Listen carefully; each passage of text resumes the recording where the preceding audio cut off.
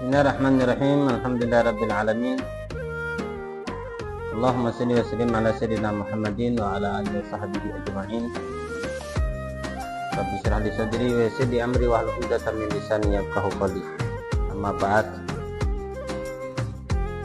Pada kesempatan kali ini saya ingin mengedukasikan media pembelajaran dengan menggunakan PPT,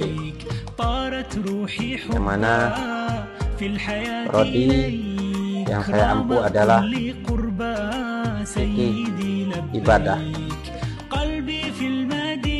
Baik, untuk mempersingkat waktu, adapun fikih ibadah tersebut di dalam PPT ini adalah mengenai fikih salat, dari hukum dan praktek ibadah salat dalam Islam. Definisi secara bahasa, salat adalah doa. Secara istilah adalah ibadah yang diawali takbir dan diakhiri salam.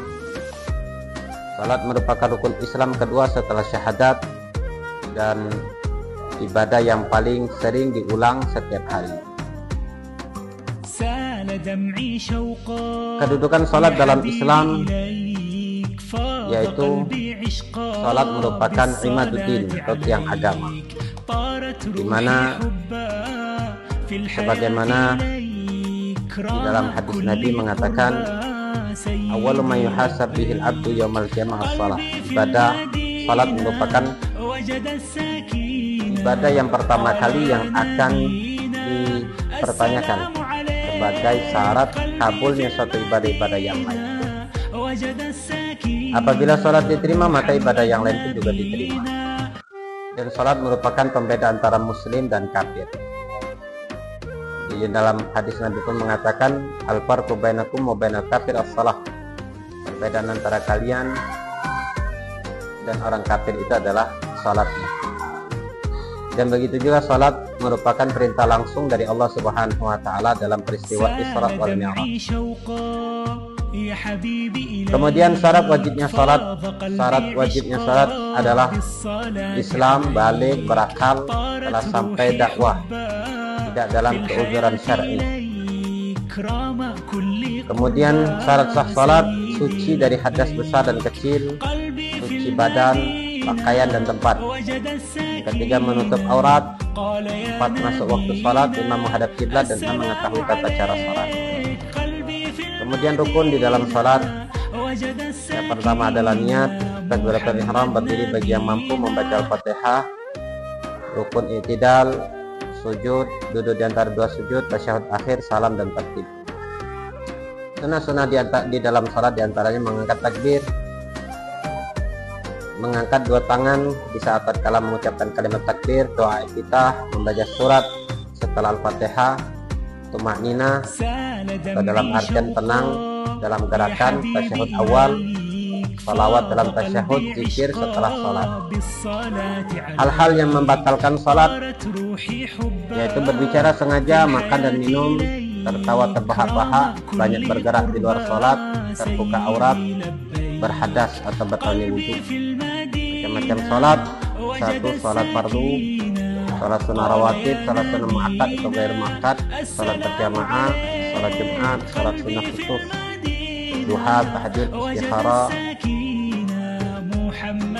Kemudian adab-adab dalam salat yaitu khusyuk dan menghadirkan hati, tidak terburu-buru, menjaga pandangan, memahami bacaan, menghindari gangguan.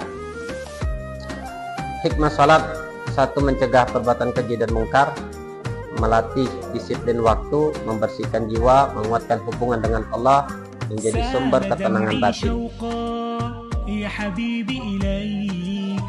Kemudian mutunya adalah firman Allah Subhanahu wa taala, sesungguhnya salat itu mencegah dari perbuatan keji dan mungkar.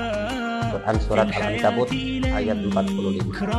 Kesimpulan, salat bukan hanya ritual tetapi pembentuk karakter dan perbaikan diri. Dan salat juga dikenal sebagai wasilah penghubung antara seorang hamba dengan Tuhan. Salat sangat penting bagi setiap orang yang beriman kepada Allah Subhanahu wa taala. karena sholat adalah sebagai tonggak di dalam kehidupan.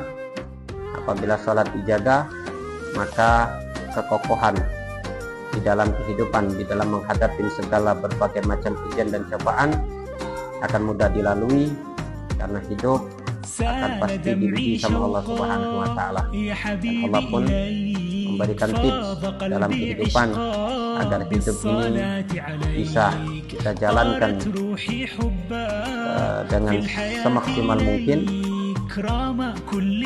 dengan dua tips, yaitu sabar dan sholat. Di mana Allah pun berfirman, di dalam firman-Nya Allah mengatakan,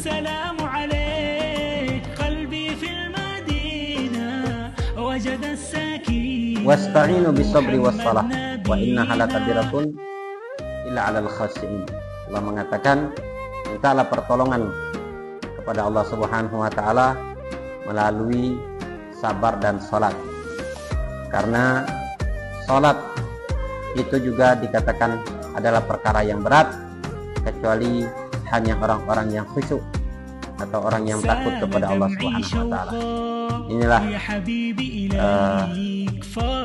PPT singkat bahan ajar yang dapat saya sampaikan. Lebih dan kurang mohon maaf. Wassalamualaikum warahmatullahi wabarakatuh.